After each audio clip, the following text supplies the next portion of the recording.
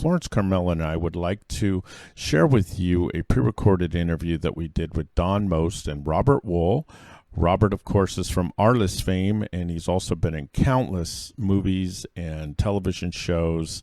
A real iconic person that has blazed trails in many ways in his career. He's a joy to talk to, so much fun. And also Don Most, what an amazing career he's had. It started with this Happy Days era and one of the greatest shows of all time. And he's also a great singer, entertainer, and he's pretty much done it all and has been doing it for a long time. So we talked to these two great talents about their efforts to help the Actors Fund, which is a fund that helps people in the arts industry, in all sorts of industry, not just acting or singing. And it's really a great way to kind of show your appreciation to people that have entertained us for so many years, people that need a little bit of help, a little bit of support. It's a great thing because it's been around for over 100 years. You could trust it. We'll give you links on how you can help, how you can donate. And we'll also obviously give you links to the show Old Buddies. So without further ado, here's Florence and I interviewing Don Most and Robert Wuhl. Yeah, what happened was a producer named David Levin, who I had worked with some years ago. I actually did something with Anson. He came to me with a project to do with Anson to put us together again in something totally different, completely different tone and type of content. And we did it, and it came out really great. As a matter of fact, they just released that recently too. It's called Harvest Time. But anyway, so he came to me, he called me, it was like 5-6 weeks ago, and said, I have this idea while everybody is, we can't go to work, we can't be on a set, we can't be doing the normal production, but he wanted to stay creative and productive, and said he came up with this idea of doing these series of short episodes, vignettes, if you will. He called them viral vignettes, while people are stuck at home and looking for things to watch, and that to do it, keeping in the same world, in the same universe that we're in now, so that you get two well-known actors that are playing characters who are talking to each other the only way they can over Skype or something like that, just like we're all doing now. And they had some really good scripts. The guy who wrote that pilot that I did with Anson was sort of the story consultant, and he had written the script that he sent me. And I thought it was a really good idea, and the script was very funny. And he said, do you have any ideas of who could play your cousin? And I said, and Robert just, immediately came to my mind, because Robert and I did a play together about 2 years ago, the Sunshine Boys, the Neil Simon play. And we had a great time doing it. We worked together extremely well. And it was, I felt it was a great experience. And I thought it would be a hoot to do it with him. And so I called Robert, and I'll let you take it from there, Robert.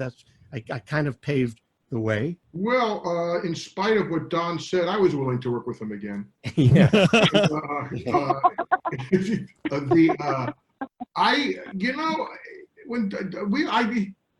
What can I tell you? I had a good time. I had a terrific time on the Sunshine Boys, and we had a great time together. It was and this was easy. You didn't have to travel far. It was fairly short and painless. And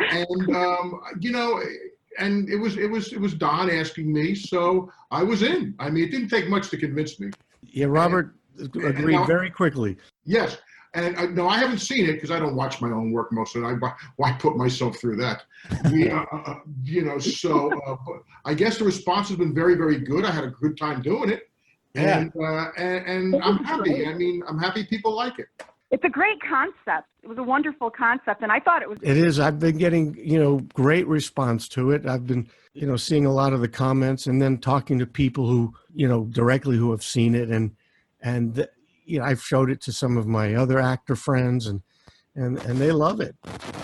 What can I say? It's a great little piece. It's like about 10 minutes, and Robert and I, we didn't like rehearse it or anything. Wow. We just looked it over on our own, and it was crazy because David Levin, who is the producer. He has the equipment that could handle it so that he could put us on and see each other on a split screen and see each other as we're talking to each other. So it was exactly as if we were on Skype talking to each other as these characters. And we never rehearsed it. We just did it. We did like 2 takes. And David said, it's great, and then he did the editing, because the cool thing about it is he could edit so that almost like in a real movie or TV show, where you could have a shot where you see Robert and I together talking to each other on the same screen, and then he can go to individual shots of each of us, just like in if you're editing a regular film. So, you have some options to play with to make it a little more. Otherwise, I don't know, maybe it would play in one shot all the way through, but I think it's more effective with having some of those techniques. So it really plays great. And even I think got better than I expected. And the reaction has sort of borne that out. Oh, Robert, I mean, his history, assumed the position and all the things that he's done with Arliss and the amazing shows. I think what I like about him is that he comes off just so real and so raw. And I think this is what a lot of our fans were saying, is that, wow, they could see themselves in that, or they could see their parents, or they could see someone involved. And people said they so related to it. We had a lot of people really love it. And you guys are such amazing talents. So obviously that helps, but it was very natural. I could even see me one day being that with a couple of my friends relating to those characters. So gosh, it was fantastic. Are you guys looking at are you going to be able to do any more of? I think there's definite possibility for that, because when I talked to David, he said, look, we're doing this now. Any proceeds that, if it makes any money, it's going to go to the Actors Fund. So which is great for people that really need it. But that maybe there'd be a future for it down the road, as a series, and one of many of the different platforms. So yeah, I mean, I think he's going to look into that, and I think there's the chance that these characters could come back and we see them again. I think it would be great. Yeah, we're going to talk about the Actors Fund on Monday. Oh, go ahead, Robert. No, I just said I'm in. I thought it was fun. It was easy. Don, did you actually memorize it? Well, yeah. I mean, what happened? Because I was shocked. I was shocked. Yeah, it was a lot of dialogue. It was about 10 pages straight. And see, initially David said, I'll have it worked out where I'm going to have the dialogue will be on the screen so that if you need to refer to it, it'll be there. But then he said, I wasn't able to work that out. But you were smart, and you, I guess, had it up on your computer near your phone. I will neither confirm nor deny that. It is all. I want to leave the audience in a state of did he or didn't he? Yeah, that's right. I leave that ambiguity up to the individual audience for the artist's interpretation. Yeah, well, I wasn't sure. I don't know. I certainly don't know. I know. But yeah, I didn't think, what partly is because I can't read without my glasses on. I didn't want to, and I don't know, I just didn't want to do the piece with my glasses on. So I didn't even think that I could put it up. But, I probably could have made the thing very big, very large, and I would have been able to do it if I thought about it for more than a minute. But yeah, I memorized it, although as Robert can attest, we had to stop and start several times where I totally forgot where I was, because some of the dialogue is similar in places. So it was very hard. Like I wouldn't remember if it was after a cough that Robert did, or after a sneeze, or his second cough, or his third cough. And when people see it, they'll understand what the heck I'm talking about. But it still worked out. We find a way. Well, let me make one small correction. You had to stop and start. I, of course.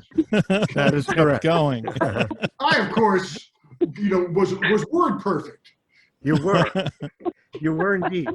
I was very impressed. I tell you. Now being so accomplished, both of you, it must be fun though to get together and do things like this, especially during these times when it's hard to smile. I'm in the respiratory care field, so I unfortunately had some situations with the virus. So to be honest with you, when people like you with such amazing talents make people smile and do it for something that is such a great cause, it really does uplift us, and it's stuff that's really needed right now because there's just so much negativity. So all of our fans were very, very appreciative online about all. And of course, your guys' work. I mean, we still watch our list religiously. We still watch all the things. Yeah. And Happy Days, So one of funny. the iconic shows of all time. So I just wish you guys got paid the millions that you deserve from all the things that you've done. And because, boy, you've brought in a lot of joy to a lot of people, and it's fun that you're still doing it. Well, thank you. That's nice. I think we should start a Kickstarter campaign and get all that money back. I think it should. I've been reading on the history of television studios and movie studios. So yeah, I'm realizing how rich they got off some of you guys. So, oh my God, how crooked. So it's hard to watch a movie anymore without feeling a little anger towards. You know what's funny about when you're reading the history of the studios is that when you hear now people talk about Hollywood, and they talk about how liberal and all the studio and how left and liberal all these studios are and Hollywood is. When you go back to the original days of the people who invented Hollywood, all the original pioneers, the Goldwyns and the Foxes and the Warner Brothers and the Mayors, they were huge Republicans, every one of them, with the exception of Zanuck, who was not Jewish, who was the only one who's not Jewish. Which is interesting. And so people, think that because of that, it's not because of that. It's because of all these immigrants, which were mostly immigrants, I think, or first generation. They all believed in the American dream, and they came here, and that's what it proved. And they were all pretty conservative Republicans, every one of them, with the exception of Zanuck. That was the only one. Yep. And they felt it was funny how it's kind of like you even see it now in the corporations of today and the big business of today. Back then, they wanted the actors and the actresses to, tough it out, do what you need to do, work your 20 hours without breaks, do things like that, and take pay cuts. And they promise you promises that they never come through. And it was just really vile, to be honest with you, the way that some of the actors and actresses were treated. And you look in music the same way in the 50s, 60s, 70s, and 80s. I mean, even now, that's why I appreciate artists like you, especially you. I think you've never gotten the credit you deserve, Robert, as being absolute innovator with so many shows that you did. I thought Assume the Position was one of the iconic shows of all time, and I loved it. I loved all the things that you did, and we could see it on YouTube. So I really have kind of a soft spot for actors and actresses for all they've done and all the entertainment they give us. Go on. Especially. and Don too, Robert, and Don too. No, I'm just Don is such a talent. Someone told me the other day, what blows you away most about Don? I said, Potsy wasn't the best singer on that show. It was Don. Don's an amazing talent. And I did have fans say that they saw you and Linda Pearl previously do a show, and they loved it. They said she was amazing too. So, I love her too. Oh yeah, it's just incredible. Now, you guys, we have a couple questions. I know I don't want to take too much of your time, and I wanted to go, Don. What do you remember? I know when you went on to Happy Days, you said you really weren't too hip into doing that show, and I saw something written, and I don't know if it's true, where Gary Marshall talked you into doing Ralph Malph character. Is that true? Not quite. I think that sounds like a mixture of a couple different stories. What happened, well, you kind of have it right. What happened was I had been up for, I had my third audition for Happy Days and then a screen test. And at the same time, I had auditioned for a TV movie that was written by a guy who had written a movie that I was a big fan of at the time called The Summer of 42, because this was back in, 73. Sure. And so this was a TV movie written by the guy, Herman Raucher was his name, and it was going to be directed by Buzz Kulick, who had directed Brian's Song, the original Brian's Song, which was like the biggest TV movie. And that's what I was really more interested in doing was dramatic stuff. Comedy, I felt like, well, yeah, I could do comedy if the material's good, but I was more interested in drama. So what happened was the screen test, and then when I did the audition for the other thing, and my agent said they loved you. You have a great chance of getting this, but they're not going to know for like a week or two. They want to get Jack Warden. He would be playing your uncle, and they think you're like a young Jack Warden to be perfect. So they're not going to be able to give us an answer. So then I get a call on Friday night after my screen test that my agent said, you didn't get, I was auditioning for the role of Potsy because there was no Ralph. And they said, you didn't get that. Anson got that again because they had done the pilot a year and a half ago. Ron and Anson had done it a year and a half ago, and it didn't sell. And then Graffiti became big and Grease became big. So then the geniuses said at ABC said, oh, maybe we should look at that show again. But they made Gary screen test Ron and Anson again. And I screen tested for Potsy. So my agent said, no, you didn't get the role. But the executives loved your screen test so much, they want to make you a regular. And there's a small part in the pilot, a guy named Ralph, and they'll make it, guarantee so many episodes, you'd be a regular. And then I said to my agent, but what about the movie, the TV movie? He said, we're not going to know for a while. Well, on that Friday night, we turned down the Happy Days offer. So Wow. So what happened was my agent happened to play basketball every Saturday at Gary Marshall's house. So Gary pulled my agent over during a break in the game and said, hey, what's with your boy turning us down and all this? And he convinced my agent that they were going to probably almost a sure bet to make it as a mid-season replacement. He upped my deal. Instead of a guarantee of 7 out of 13 episodes, 10 out of 13, raised my pay from $750 a show to $1,000. Wow. And Wow. so then my Pretty agent, cool. back then it was decent money, still not great. But then my agent called on Monday and said, I think we should reconsider. So you were kind of right. Gary convinced my agent that I should take it, and then we did. Okay. And look what happened. Yeah, look what, and now going back to Robert. Robert, you were in one of the iconic movies, I believe, in baseball. I loved Cobb. You were amazing in that, and with Tommy Lee Jones. When you were doing the show, a lot of people are asking me, what was your feeling towards Cobb and also Al Stump? There was obviously things about Al Stump that people had said he had embellished the story, he had said lies. What were your feelings at the time when you were doing the movie about both characters? Well, I knew Al Stump. I got to meet Al Stump. I liked Al Stump a lot. He was a sports writer, and he was a storyteller. I got all his papers and everything, his correspondence with Cobb. I actually had his pipe. I loved him. Al Stump. I mean, this revisionist history about Ty Cobb is absurd. I mean, the people say he was really, it's like saying, Charlie Manson, bum rap. It's like this revisionist history about Ty Cobb is so absurd because one guy wrote a book with the help of Cobb's family and blamed Al Stump for everything. Said Al Stump is the reason Cobb's got this bad reputation. Well, Al Stump doesn't meet Ty Cobb till 1960. Yeah. Because Ty Cobb had a reputation in 1920. It's like for 40 years before that, everybody knew he was. And in fact, there is an audio tape, if you go on YouTube, of Lou Gehrig, of all people, Lou Gehrig, in the 40s or whenever, just before he died, giving an interview, talking about the players that he played with, and he talks about Ty Cobb being an ass. So it's like, this is so absurd, this revisionist history. That means everybody in history who ever wrote about him, Ken Burns and everybody on down, was wrong. Yep. Yeah. So it's like, listen, people have things where Lincoln is gay. You got, everybody's got. Yep. Because somebody writes a book doesn't mean anything. So I think it's, now as for the movie, that's a different story. As for the movie, it was great. I had a great part. I was working with Tommy Lee Jones all the time. It was, co-leading a big movie, and the movie bombed. So, which was interesting. It was very dark. It was a very dark movie. It's not for everybody's taste. What I did get a kick out of, you'll get a kick out of this one, Donnie. Years ago, I'm playing in the Lexus Challenge Ray Floyd charity golf tournament.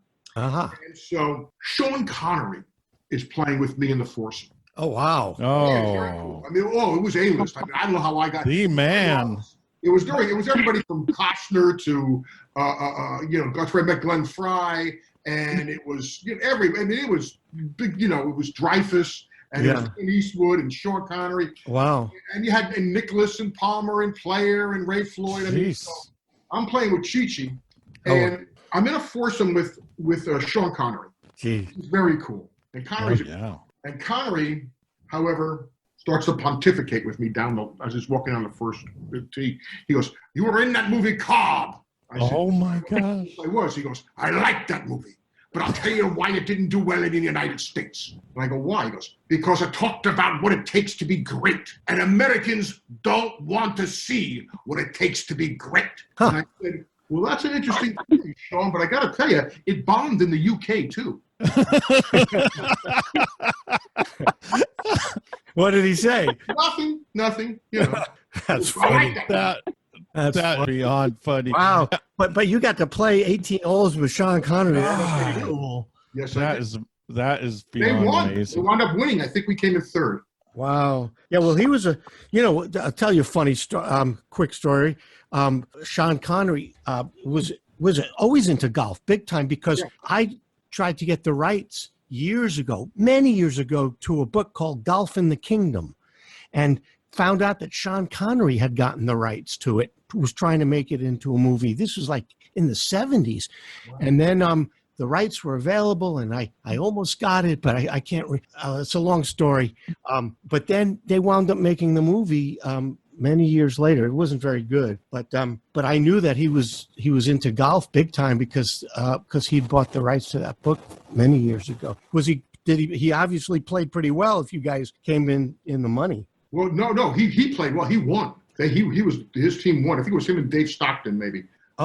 They won. Oh, I thought you played with him. No. It was a celebrity and a pro. I see. Chi-Chi Rodriguez. He was playing with Dave Stockton, I believe. Oh, I see. Got it.